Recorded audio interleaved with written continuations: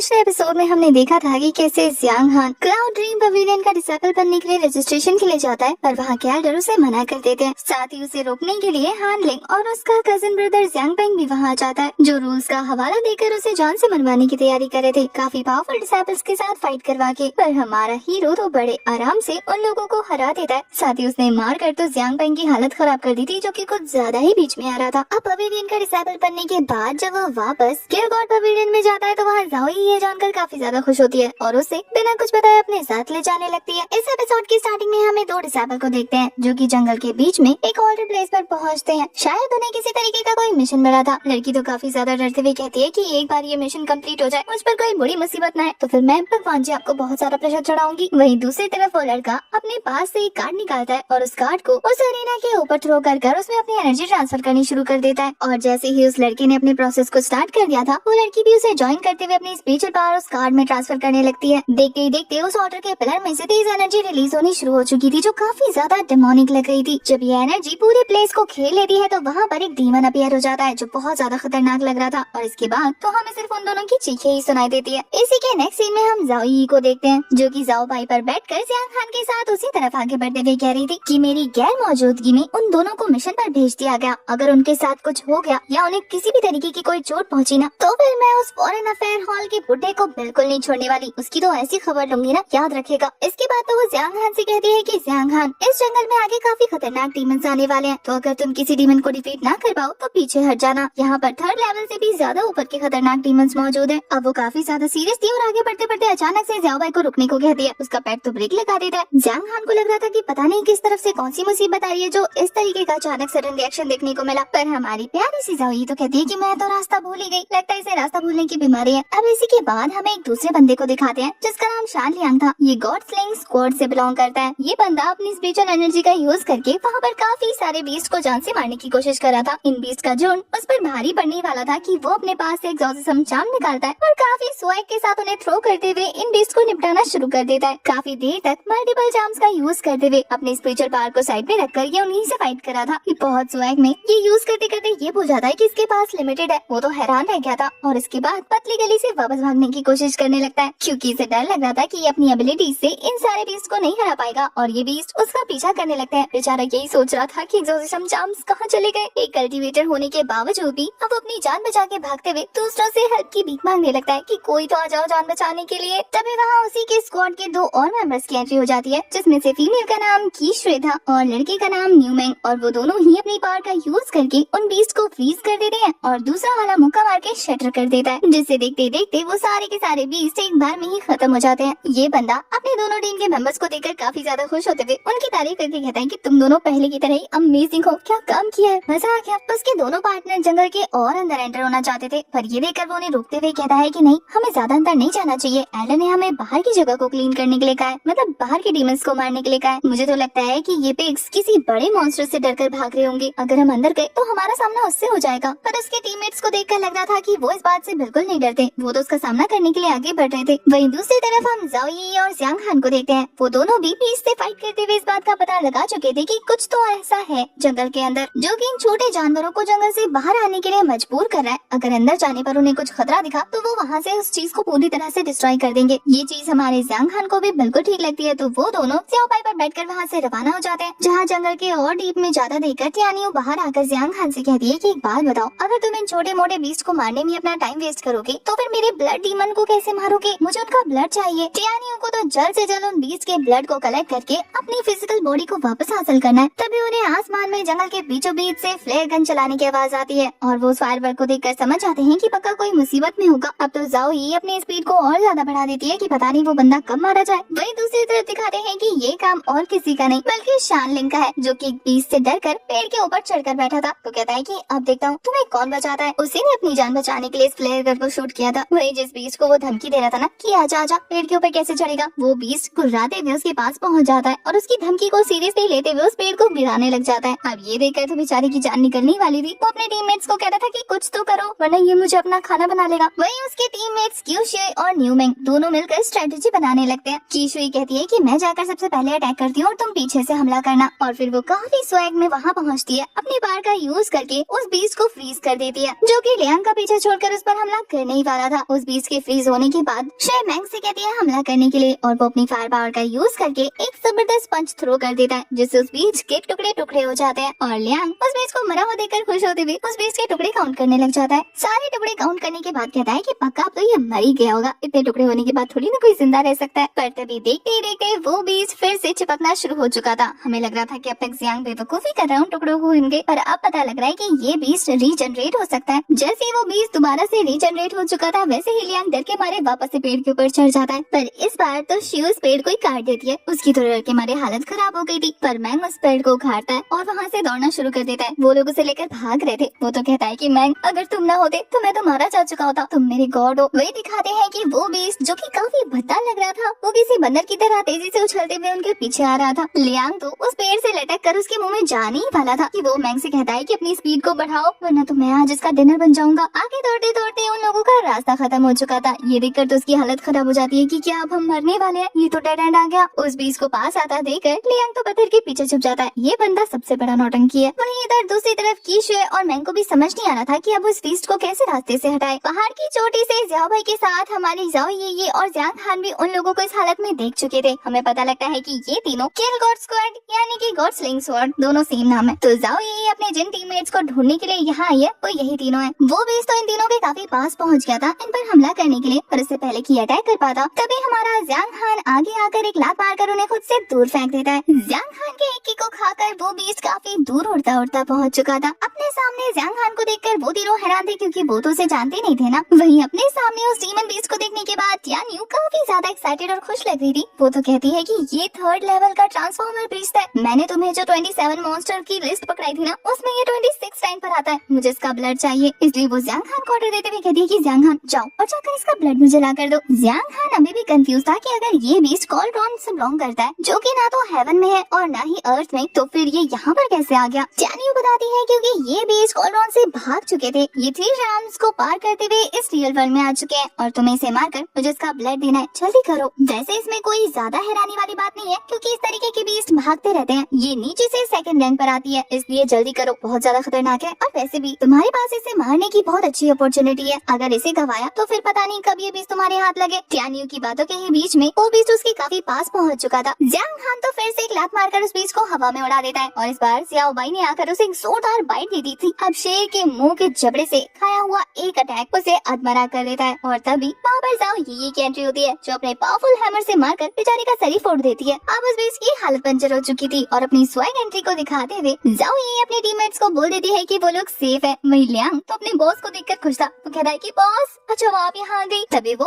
अपनी बॉस यानी ज़ाओ ये को हमारे जियांग हान के बारे में बताना चाहता था, पर वो नोटिस करता है कि जियांग हान तो यहाँ से गायब है। उसे समझ नहीं आता कि वो कहाँ चला गया। पर तभी हमें पता लगता है कि जियांग हान तो उस बीस्ट के नीचे पहुँच चुका है, जो कि वापस से जब उस बीस्ट को होश में आता देखता है तो जमीन फाड़ कर उसे ऊपर उठा देता है और हवा से नीचे आने से पहले ही वो अपने डैगर की हेल्प से इतने स्लैशेस लगा चुका था ना कि उस बीस्ट के फिर से टुकड़े टुकड़े हो जाते हैं और वो काफी स्वैग में अपने डैगर को वापस से रख देता है। उसे लगता था कि ये बीस्ट मर चुका होगा, पर तभी वो बीस्ट वापस से ट्रांसफॉर्म होना शुरू हो चुका था। लेकिन उसके प्रोसेस को बीच में ही रोकते हुए ज़ाओ ये अपने पास मौजूद तिलिस्मान का यूज करके उसकी बॉडी में आग लगा देती है। लियांग अपने बॉस को देखकर इतना ज्यादा खुश था कि वो हक करने के लिए दौड़ पड़ता है, पर वो रास्ते से हट जाती है और बेचारा जियांग हान की गोद में गिर जाता है। जियांग हान को देखकर कहता है कि अरे तुम तो काफी ज्यादा हैंडसम हो, लेकिन तुम हो कौन। जियांग हान उसे खुद को इंट्रोड्यूस करता है तो उसे समझ नहीं आता कि उसे ये नाम सुना सुना क्यों नहीं लग रहा। तभी उसकी बॉस उसके कान के नीचे लगाते हुए कहती है कि क्या बकवास करे हो। वो कहता है कि बॉस मैंने सच में ये नाम कभी नहीं सुना। वही ज़ाओ ये को सबसे ज्यादा फिक्र कीशु की होती थी, तो वो उसके पास जाकर पूछती कि क्या तुम ठीक हो। वो भी अपनी बॉस को देखकर खुश थी। तभी वो उसे जियांग हान को इंट्रोड्यूस करते हुए कहती है कि इससे मिलो, इसका नाम कीशु है और ये जियांग हान हमारी टीम का नया मेंबर। ज़ाओ ये कीशु के बारे में बताती है कि ये लड़की सिर्फ दिखने में कोल्ड है, वैसे सबसे ज्यादा काइंड हार्टेड है और हाँ हमारी गॉड स्लेयर टीम की सबसे बेस्ट प्लेयर है। ये मिस्टिक प्रोफाउंड रैंक की 7th लेवल पर है। ये सुनने के बाद तो जियांग हान इम्प्रेस हो चुका था। वहीं ज़ाओ ये उसका रिएक्शन देखने के बाद कहती है कि इससे ज्यादा पंगा मत लेना वरना कूट देगी। इसके बाद वो जियांग हान को न्यू मैग से मिलवाती है, ये कहते हुए कि ये बंदा बहुत ताकतवर है, मिस्टिक प्रोफाउंड रैंक की 3rd लेवल पर है, पर इसे सिर्फ 2 चीजें पसंद है, एक तो खाना और दूसरा सोना, पर ये बहुत ज्यादा बहादुर भी है। वही हमारा जियांग हान तो ये देखकर हैरान था कि ये बंदा खड़े खड़े सो गया, ये तो सच में पक्का जीनियस है। जब शैन लियांग की बारी आती है तो ज़ाओ ये उसका नाम लेने से पहले ही मुंह बना चुकी थी। वही वो तो खुश हो जाता है कि बॉस अब मुझे अच्छे से इंट्रोड्यूस करेगी, पर वो कहती है कि छोड़ो इसके बारे में क्या ही इंट्रोड्यूस करना। इसके बाद वो अपनी टीम को लेकर पहुंच जाती है फॉरेन अफेयर हॉल्स में रिपोर्ट करने के के लिए। वहीं शैन लियांग इस बात से नाराज हो जाता है कि बॉस आपने मुझे इंट्रोड्यूस नहीं किया। पर जब वो देखता है कि हमारे जियांग हान को पहले से ही उसका नाम पता है तो वो खुश होते हुए कहता है कि क्या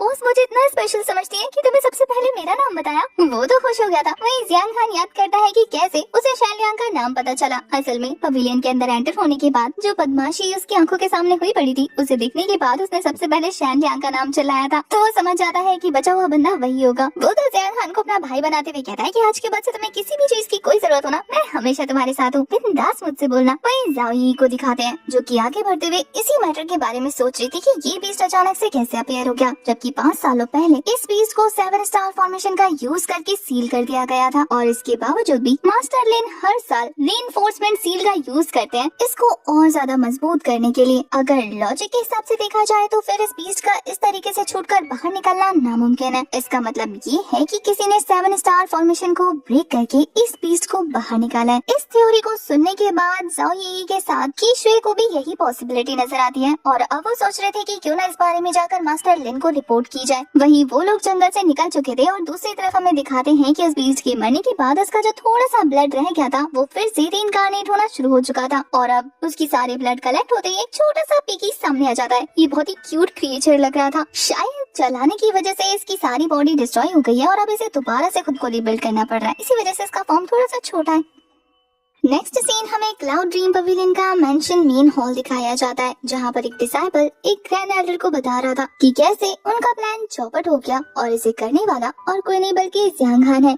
यानी कि जाओ यी और उसकी टीम जो सोच रही थी कि इन बीस्ट को जानबूझकर आजाद किया गया है वो बिल्कुल सही था। वो काम और किसी का नहीं बल्कि इसी एल्डर का था। इस एल्डर को जब जियांग हान के बारे में पता लगता है तो वो कहता है कि फिर से वही जियांग फैमिली का यूजलेस बंदा मेरे रास्ते में आ गया, क्या वो इतना ज्यादा पावरफुल है? पर वो डिसाइबल बताता है कि नहीं ग्रैंडपा, असल में तो वो पर्पल मेंशन के 7th लेवल पर है, लेकिन फिर भी पता नहीं कैसे उसके पास मैजिकल पावर है और वो बीस्ट को कंट्रोल कर सकता है। ये काफी अजीब बात नहीं है कि वो अपनी कल्टीवेशन से भी ज्यादा पावर वाले बंदों को हैंडल कर सकता है। हान लिंग के ग्रैंडफादर कहते हैं कि तो क्या हुआ अगर उसके पास 100 से भी ज्यादा मैजिकल पावर्स हुई, फिर भी अगर वो हमारे रास्ते में आया तो हम उसे निपटा सकते हैं। हान लिंग खुश हो जाता है ये सुनकर कि उसके दादाजी के पास प्लान है। वो पूछता है कि आप क्या करना चाहते हैं? ग्रैंडपा बताते हैं कि कुछ नहीं, जियांग पेंग को डार्क सिटी भेजो, वहाँ पर काफी सारे लोग हैं जिनके कंधे पर बंदूक रखकर हम जियांग हान को निपटा सकते हैं। उनका प्लान था कि वो किसी को हायर करेंगे, किसी पावरफुल बंदे को, और उससे जियांग हान को मरवा देंगे जिससे इनका नाम नहीं आएगा। हान लिंग भी अच्छे से समझ आता है कि उसके दादाजी डार्क सिटी में मौजूद ब्लडलेस डीमंस की बात कर रहे हैं। अगर इन लोगों ने उनके साथ कांटेक्ट किया तो जाओ यी और जियांग हान को मरने से कोई नहीं बचा सकता। पर उन्हें हायर करने की वजह से ये लोग फंस सकते थे। और इसी बारे में जब उसके ग्रैंडपा से बात कर रहे होते हैं तभी अचानक से उनके मेंशन मेन हॉल का दरवाजा ओपन हो जाता है और हमारे हान लिंग को लगता है कि ये जियांग पेंग है, तो वो उस पर बरसना शुरू कर देता है कि तुम्हें दिखाई नहीं देता मैं अपने ग्रैंडपा के साथ मीटिंग कर रहा हूँ। पर तभी एक आवाज आती है जो कि कह रहा था कि मैं यहाँ से गायब क्या रहा, तुम लोगों ने क्या खुद को ओनर बना लिया? क्या तुम भूल गए हो कि यहाँ का सिर्फ एक ही ओनर है? और हमें पता लगता है कि ये इस पवेलियन के डेप्यूटी हैं जिनका नाम हान सिंह है। ये और कोई नहीं बल्कि हान लियांग के सेकंड ग्रैंडफादर है, उसके ग्रैंडफादर के छोटे भाई जो कि 15 सालों से आइसोलेट होकर कल्टीवेशन कर रहे थे। उन्हें देखने के बाद उनका भाई कहता है कि तुम 15 सालों के बाद अचानक से बाहर कैसे आ गए? पर अपने भाई के मुँह से इस तरीके का सवाल सुनने के बाद वो गुस्सा करते हुए कहते हैं कि तुम्हारी हिम्मत कैसे हुई मुझसे ऐसा पूछने की? तुम तो मुझे ये बताओ कि जिनहू माउंटेन में आखिर इतने सारे डीमन बीस्ट कहाँ से अपीयर हुए? पर तभी हमें ग्रैंडफादर की बातों से पता लगता है कि आने वाले टाइम में उनके सेक्ट में काफी बड़ा कंपटीशन होने वाला है जिसमें अलग अलग पवेलियन और स्क्वाड के बच्चे आपस में फाइट करेंगे और विनर के मास्टर को काफी हाई पोजीशन मिलेगी। तो वो इस बात को इस तरीके से मैनिपुलेट करते हुए कहते हैं कि हान लियांग के रास्ते में वो किलिंग और स्क्वाड के बंदे सामने आ रहे थे और उनमें से जो जीत सकती थी वो कीशे थी, इसलिए उन्हें रास्ते से हटाने के लिए उन्होंने ये प्लान बनाया जो कि चौपट हो गया। वैसे यहाँ पर ग्रैंडफादर ऐसे शो करने की कोशिश कर रहे थे जैसे कि वो हान सिंह की हेल्प कर रहे हो, उनकी पोजीशन को और ज्यादा हायर करना चाहते हो। पर हान सिंह कहते हैं कि बकवास बंद करो, तुम ऑलरेडी काफी ज्यादा चालाक हो, तुमने मेरे ज़्वानज़िंग मेंशन को भी मुझसे छीन लिया। पर ग्रैंडफादर कहते हैं कि मैं तुम्हारा भाई हूँ, आखिर मैं तुम्हारे साथ ऐसा कैसे करूँगा? मैं तुम्हारा तलिस्मान क्यों लूंगा? जिंगे उनकी बात को इग्नोर करते हुए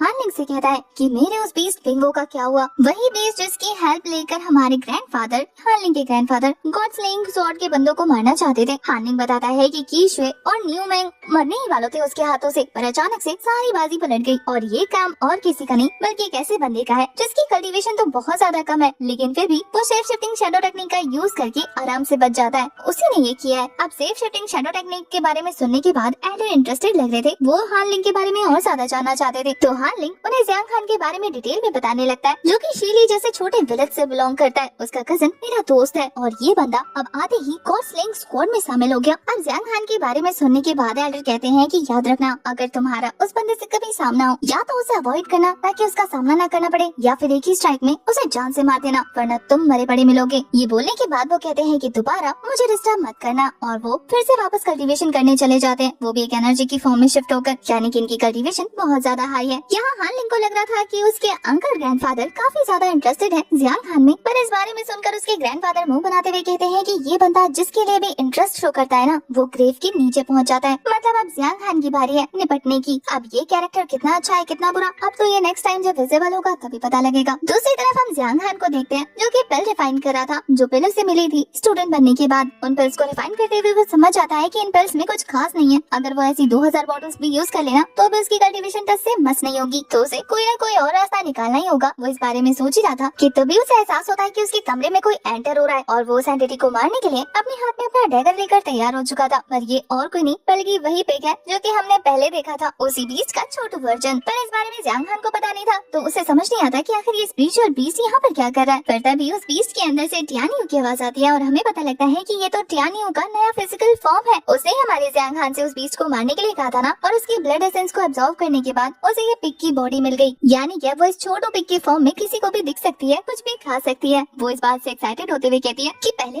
तो मुझे ये बॉडी पसंद नहीं थी, लेकिन कोई बात नहीं, अब इस फॉर्म में आने के बाद मैं बहुत सारा खाना खा सकती हूँ, तो मैं खुश हूँ। जियांग खान को भी उसकी इस छोटू फॉर्म पे हंसी आ रही थी, लेकिन काम चलाने के लिए वो भी रेडी था। यहाँ पर तो टियानियो उन कैंडी की डिमांड भी कर देती है जियांग खान से, जो कि उसने मार्केट में देखी थी। याद है ना, उसने कहा था कि बस एक बार फिजिकल फॉर्म मिल जाए फिर तो 100-200 खा लेगी। जियांग खान कहता है कि ठीक है, कल सुबह खिला दूंगा। पर तभी अचानक से हमारे जियांग खान के रूम में जाओ यही आ जाती है, जो कि उस छोटे से स्पिरिचुअल बीस्ट को देखने के बाद हैरान थी। उसे समझ नहीं आता कि जियांग खान को ये स्पिरिचुअल बीस्ट कहाँ से मिला। तभी एक एक करके वहाँ पर उसके बाकी सारे टीममेट्स भी आ जाते हैं, जो कि उस छोटे से स्पिरिचुअल पेट को देखकर काफी हैरान थे। उसकी सिस्टर ली को तो ये बहुत प्यारा और क्यूट लगता है। वही जियांग खान सबसे झूठ बोलते हुए कह रहा था कि ये घर पे पाला था, देखो ना मेरा पीछा करते करते यहाँ तक आ गया। और वहीं सबको इतना ज्यादा खुश होता देखकर टियानियो सभी के सामने क्यूट बन रही थी। पर जाओ यही का तो उसे लेकर कुछ अलग ही प्लान था। वो तो चाह रही थी कि वो उसे रोस्ट करके खाए, पर तभी टियानियो कहती कि मैं टेस्टी नहीं हूँ। उसे बोलता देखकर ये लोग हैरान थे कि क्या ये बोल भी सकता है। तभी शैन लियांग आगे आकर कह रहा था कि हम इसे अभी नहीं खा सकते। टियानियो को तो लग रहा था कि ये बंदा अच्छा है, तो वो उसकी तारीफ करने लगती है। पर शैन लियांग कहता है कि इसे खिला पिलाकर मोटा करके बड़ा करते हैं ना, तब खाएंगे। टियानियो और ज्यादा डर जाती है। वैसे तो ये सारे लोग उसके साथ मस्ती कर रहे थे, तभी बाहर से ग्रैंडपा आवाज मारते हैं सबको डिनर के लिए, और हमारी टियानियो खुशी खुशी अपने फिजिकल फॉर्म में खाना खा रही थी। खाना खाते खाते एक्साइटेड होकर गर्म पानी पी लेती है। सभी लोगों को उसकी हरकतों पर हंसी आ रही थी। यहाँ पर अब एक पार्टी चल रही है, और ये पार्टी जियांग खान को उनकी टीम को ज्वाइन करने की वजह से हो रही है। जाओ यी उसे कांग्रेचुलेट करते हुए कहती है कि मेरे पास कमाल की टीम है, और रहा सवाल उस लियान फेंग का, तो उसके पास बेशक से ज्यादा आर्मी हो, लेकिन क्वालिटी में हमारे सोल्जर्स ज्यादा भारी पड़ेंगे। हमें बस अपना बेस्ट देना है, और उसके बाद 3 वेन्स मार्शल आर्ट कंपटीशन में हमारी टीम ही जीतेगी। इसके बाद वो सभी लोग चीयर करते हुए टीम की जय जयकार करने लगते हैं और आपस में काफी मस्ती करते हैं। यहाँ पर ली की बहुत अच्छे से देखभाल हो रही थी। गॉड स्लेइंग स्क्वाड के सभी मेंबर्स उसे अपनी छोटी सिस्टर की तरह ही ट्रीट कर रहे थे और पैम्पर कर रहे थे। ये देखकर तो हमारे जियांग खान को बहुत अच्छा लग रहा था, क्योंकि जब से उसने अपना घर छोड़ा है तब से उसकी छोटी सिस्टर एक बार भी बुली नहीं हुई है और परेशान नहीं हुई है। वो बहुत खुश है। तभी जियांग खान को अचानक से अपने आसपास खतरा महसूस होता है, और वही सेम फीलिंग हमारी कीशुए को भी आती है, जो कि अपनी स्वॉर्ड को समन करते हुए आसपास की सारी जगह फ्रीज कर चुकी थी, जिससे वो अटैक डिस्ट्रॉय हो जाता है। और यहाँ सभी लोग परेशान हो जाते हैं कि अचानक से उनके इस खुशी भरे मोमेंट को कौन नजर लगाने आ गया। चारों तरफ से उन्हें वेपन्स ने घेर लिया था, और ये देखने के बाद लियांग अपने पास मौजूद एक तलिस्मान का यूज करके आसपास बैरियर बना देता है, सो ज्यादा देर तक होल्ड नहीं कर पाता। उन वेपन के लगातार हिट की वजह से वो बैरियर चकनाचूर हो जाता है। जाओ ये भी फाइट के लिए तैयार हो चुकी थी अपने हिम्मत को समन करने के बाद। तभी पीछे से एक स्वॉर्ड उसके पीछे अपीयर होता है, और ये अटैक उस पर होने ही वाला था कि उससे पहले ही हमारा जियांग खान बीच में आकर उस अटैक को काउंटर कर चुका था। उस मास्कमैन को देखने के बाद ये सभी लोग उससे सवाल करते हैं कि आखिर वो कौन है और यहाँ किस लिए आया है उन पर अटैक करने के लिए। पर वो बंदा इसका जवाब नहीं देता, रहते दिन अपनी पावर शो करने लगता है। उसकी कल्टीवेशन इन लोगों से बहुत ज्यादा हाई थी। अपनी कल्टीवेशन शो करने के बाद उस बंदे ने स्वाइप के साथ जमीन में अपनी स्वॉर्ड धंसा दी, जिससे इन सभी के पाँव के नीचे एक फॉर्मेशन अपीयर हो जाता है, और वो सभी लोग स्पिरिचुअल चेन से ट्रैप हो जाते हैं। उनमें से कोई भी वहाँ से हिल भी नहीं पा रहा था, लेकिन हमारा जियांग खान उस फॉर्मेशन के एक्टिवेट होने से पहले ही वहाँ से स्किप कर चुका था। ये देखकर वो मास्कमैन रूफ पर चढ़ जाता है और चारों तरफ हमारे जियांग खान को ढूंढ रहा था। इस मास्कमैन के इस फॉर्मेशन का नाम सेकेंडरी स्पिरिट बेस्ड फॉर्मेशन था। वो कहता है कि इसमें से निकल पाना इम्पॉसिबल है। तो आखिर वो बंदा यहाँ से भागकर गया कहाँ? पर तभी हमारा हीरो उसके पीछे से अपीयर होते हुए उसे डरा कर कहता है कि तो फिर मैं बाहर क्या कर रहा हूँ? अगर इम्पॉसिबल है तो जियांग खान ने उस बंदे पर अटैक करके उसे इंजर्ड कर दिया था। ये देखने के बाद वो कहता है कि आज तो तेरी डेथ सेरेमनी होगी। पर जियांग खान काफी ज्यादा स्वैग के साथ उसके अटैक को डॉज करते हुए कहता है कि देख लेते हैं बच्चे, आखिर हम दोनों में से किसकी कब्र खुदती है, और उस पर फूल चढ़ते हैं। फाइट करते करते वो दोनों रूफ से नीचे आ चुके थे और नीचे आने के बाद वो मास्कमैन अपनी स्वॉर्ड हासिल करते ही उसे जियांग खान के पेट के अंदर घुसा देता है। उसके सभी टीममेट्स डर गए थे ये सोचकर कि उन्होंने अपने टीममेट्स को खो दिया। वह इस मास्कमैन को भी लग रहा था कि मैंने तो सोचा कि तू कोई तोप होगा, पर तू तो एक नंबर का फुस्सी निकला। पर तभी उस मास्कमैन की चीखें निकल जाती है क्योंकि हमारे जियांग खान ने उस पर पीछे से हमला कर दिया था। जियांग खान उसके पीछे से निकलते हुए कहता है कि तुम लोग हमेशा जीत की खुशी पहले क्यों मनाने लगते हो? उसके स्ट्राइक की वजह से उस बंदे का खेल खत्म हो जाता है और उसके टीममेट आजाद हो जाते हैं, जो कि उसकी पावर और इम्प्रेसिव टेक्निक्स देखकर बहुत खुश थे। तभी जियांग खान के पूछने पर कि क्या वो सभी लोग ठीक हैं, ली बताती है कि नहीं, लियांग गायब है। जाओ ये तो लियांग की हरकतों से परेशान आ चुकी थी। वो अपनी पावर का यूज करके